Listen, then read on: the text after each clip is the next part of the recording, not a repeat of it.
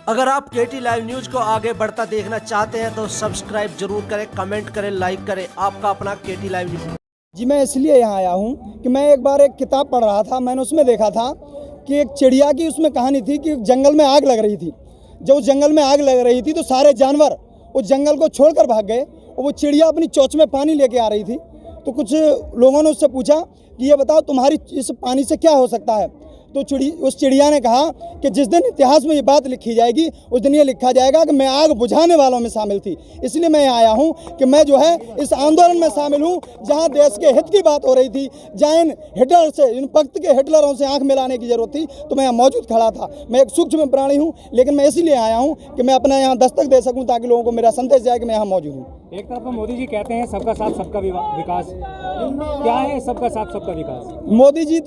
मोदी जी जो कहते हैं वो सिर्फ जुमलेबाजी, झूठे खोखले हैं। मोदी जी महिला सुरक्षा की बात करते हैं। मैं आपको बता देना चाहता हूं कि महिला सुरक्षा, हमारे देश की बहन बेटियां कितनी प्रताड़ित हैं भाजपा सरकार में। आपने देखा होगा हाथरस में, आपने कितना बड़ा ड्रामा देखा। हाथरस में जब एक बच्ची का बलात्कार कर दिया जाता है और उसके घर वालों को अंतिम क्रिया करने के लिए उसके सबको नहीं दिया जाता है, पूरा ड्रामा वहाँ चलता है। लेकिन वहाँ भारतीय जनता पार्टी का विधायक आरोपियों के पक्ष में मीटिंगें करता है। ये भारतीय जनता पार्टी की सरकार कहाँ सबका विकास कर रही है? ये तो आज यहाँ ये सरकार जो थी एक नफरत की राजनीति करके, लोगों को बांट करके राजनीति करना चाहती थी। आज उस खाई को इस किसान आंदोलन ने पाटने का काम किया है। आप देखिए, यहाँ एक कोई ना हिंदू है, ना मुस्लिम है, ना सिख है, ना ईसाई है। यहाँ हिंदुस्तानी और किसान है। ये अपने हक की लड़ाई के लिए खड़ा हुआ है। सरकार से इनका कोई विरोध इसलिए नहीं है कि हम उनसे खुद कुर्सी मांग रहे हैं, हम उनसे अपना हक मांग रहे हैं। जो मेरा हक है वो हमारे हक हमें दे दीजिए। कुछ कहना है कि विपक्ष पार्टियां जो हैं किसानों को बरगला रही हैं, उनको जो है तो अगर मोदी जी को या भारतीय जनता पार्टी की सरकार को लगता है कि विपक्ष इसको बरगला रहा है तो जो है इस कानून को वापस ले लीजिए। ना विपक्ष रहेगा ना बरगलाने वाले लोग रहेंगे। बात जानेंगे कि बातों से तो आप देशभक्त लग रहे हैं, लेकिन आप इन बेचारे जो यहाँ पर हैं आतंकवादी, खालिस्तानी और उग्रवादी के बीच क्यों पहुंचे हैं आप? ऐसा 1 मिनट, जो लोग उग्रवादी कह रहे हैं, खालिस्तानी कह रहे हैं, आपने पढ़ा होगा, लेकिन आप आंखें खोलकर कान खोलकर सुन लीजिए इन लोगों का इतिहास। ये कौन लोग हैं? लंदन की जेल में गांधी जी के स्वदेशी आंदोलन को तोड़ने वाला, जिसको ये वीर कहते हैं, मैं उसे वीर नहीं कहता, सावरकर था। वो गांधी जी के स्वदेशी आंदोलन को तोड़कर जहाँ आया था। ये लोग गांधी जी के विचारों की हत्या करने वाले, गांधी जी के हत्यारे लोग हैं। ये खालिस्तानी लोग नहीं हैं। ये वो लोग हैं जब पंजाब के जलियांवाला बाग में जनरल डायर ने हमारे देश के आंदोलनकारियों पर गोली चलाई थी, तो उस जनरल डायर से बदला लेने वाला पंजाब का सरदार उधम सिंह था, इनका वीर सावरकर नहीं था।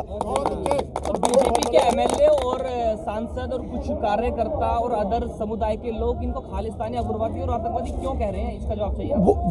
वो उनके कहने से उग्रवादी नहीं हो जाएगा। हिंदुस्तान का जो व्यक्ति है उसकी देशभक्ति उसके मन में है। इनसे फर्जी लोगों से राष्ट्रभक्ति की सर्टिफिकेट की किसी को जरूरत नहीं है, न इनसे कोई सर्टिफिकेट मांग रहा है। ये भारत का किसान, ये वो किसान है। इस किसान का बेटा रात के 12 बजे देश की सीमा पर प्रहरी बन के काम करता है। ये किसान तिरंगे से इतना प्यार करता है, जब उस किसान का बेटा शहीद होकर उस तिरंगे में लपट के आता है तो उस तिरंगे पर आंसू नहीं बहाता है। ये तिरंगे का सम्मान करने वाला है। ये किसान देश का सबसे बड़ा देशभक्त है।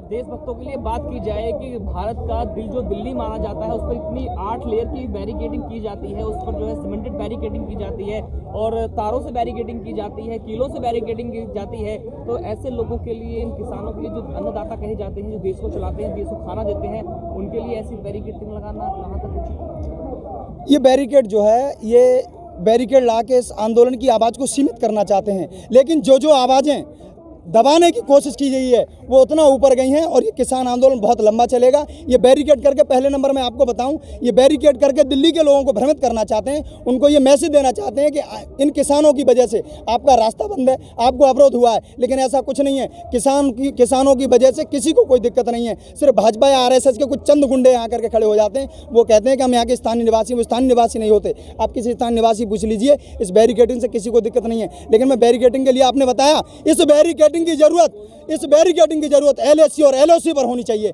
इस बैरिकेडिंग की जरूरत जब 42 जवान, हमारे देश का अन्नदाता, अपने 42 बच्चों को पुलवामा में खो देता है, इस सुरक्षा की जरूरत वहां होनी चाहिए। इन किसानों के लिए जरूरत नहीं होनी चाहिए। सरकार क्यों नहीं सुन पा रही? सरकार, ये हिंदुस्तान का किसान, ये कोई देश का विरोध नहीं कर रहा। ये सरकार के इन काले कानूनों का विरोध कर रहा है। ये किसान सरकार की तरफ हसरत भरी निगाह से देख रहा है, प्रधानमंत्री जी की तरफ हसरत भरी निगाह से देख रहा है कि प्रधानमंत्री जी आइए, इन काले कानूनों को वापस कर लीजिए, ताकि आप जो कहते थे, आप जुमले जो फेंकते थे मंच पे खड़े होकर के, आप जो घड़ियाली आंसू बहाया करते थे कि किसान मेरे दिल में बसते हैं, वो किसान या 74 दिन से सर्द मौसम में सड़क पर पड़ा हुआ है, इसकी फिक्र आपको नहीं है। आप सिर्फ जुमले फेंकते हैं। कहाँ दिल में आपके किसान बसता है? आपके दिल में अंबानी और अडानी बसते हैं। अगर आपके दिल में किसान बसता होता तो आप इस बिल को वापस लेकर के किसान को वापस भेजने का काम करते। अच्छा, जैसे सरकार आई थी उस दौरान बहुत सारे वादे किए गए थे। सरकार ने जो किसानों से वादे किए थे, जवानों से वादे किए थे, युवाओं से वादे किए थे, नौकरी के लिए वादे किए थे, बहुत सारे वादे थे। लगभग कितने वादे पूरे हुए हैं आपकी नज़र में? सरकार ने 2 करोड़ युवाओं को रोजगार देने की बात की थी। आपने देखा होगा पिछले 60 साल में अगर सबसे ज़्यादा बेरोजगारी कहीं है तो वो हिंदुस्तान के अंदर है। पिछले 60 साल में अगर महिलाओं पर उत्पीड़न कहीं है तो अब हिंदुस्तान के जिस प्रदेश में भाजपा सरकार है, सबसे ज़्यादा बच्चियों के साथ बलात्कार किए जा रहे हैं, महिलाओं के साथ छेड़छाड़ की घटनाएं आ रही हैं। सबसे ज़्यादा नौकरी छीनने का काम इस सरकार ने किया है। और सबसे बड़ी बात तो यह है, जो किसान देश का अन्नदाता है, उस अन्नदाता के इस जमीन को छीनने का काम ये भारतीय जनता पार्टी की सरकार कर रही है।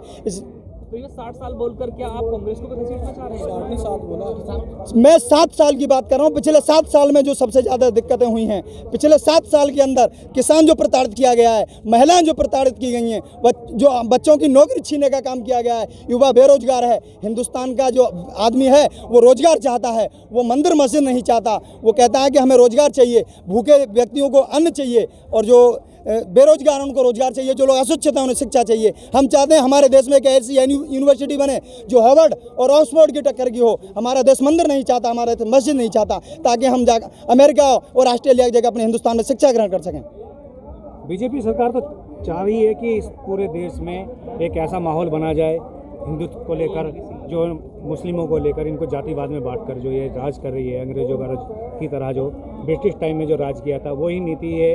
अभी भी यही सरकार ये कार्य कर रही है। इसके बारे में आप क्या कहना चाहेंगे? अब इनके ये मंसूबे, जो देश बांटो राज करो, ये इनके मंसूबे कामयाब नहीं होंगे।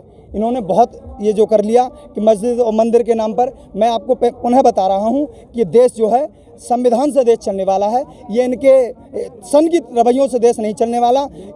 जनता जागरूक है, जनता जान चुकी है कि ये सिर्फ जो है झूठे वादे करते हैं, खोखली बातें इनके पास हैं। नफरत से काम नहीं चलेगा। जब देश हमारा आज़ाद होने को था तो देश के हर जाति, हर वर्ग, हर धर्म के लोगों ने पंडित राम प्रसाद बिस्मिल के खिलाफ, जब अशफाकुल्लाह खान से अंग्रेज जनरल ने यह कहा था उनके खिलाफ गवाही दे दो, तो उन्होंने कहा था वो हिंदुस्तानी हैं, मैं उनके खिलाफ गवाही नहीं दे सकता। उसी तरह आज हिंदुस्तान का हर किसान, चाहे हिंदू हो चाहे मुसलमान, वो ये कह रहा है ये किसान है, और ये इस आंदोलन में हमारा दायित्व बनता है कि इस किसान आंदोलन को समर्थन करें। हिंदू मुस्लिम का तो मुद्दा खत्म है। सरकार अपने दिल से इस वहम को निकाल दे कि लोग भ्रमित होंगे। कोई भ्रमित होने वाला नहीं है। ये आंदोलन जब तक अगर सरकार बिल वापस नहीं लेती है बहुत लंबा चलेगा। अच्छा, ये पट्टा जो गले में डाला हुआ है आपने, ये AIMIM पार्टी का तो नहीं है क्या? ये पट्टा हरा रंग ये शांति का प्रतीक है। हरा रंग किसान का प्रतीक है। मेरे सर पर टोपी लगी हुई है, मैं किसान का बेटा हूं। आप जो अगर मोदी जी अगर गाजर और हरे धनियों के पत्ते में अंतर बता दें तो मैं मानूंगा कि वो किसान हैं। मैं बताऊंगा। आप मुझसे क्या पूछना चाहते हैं? किसान में AMI का नहीं है। मैं जो सांप्रदायिक ताकतें हैं उनका समर्थन नहीं करता हूं।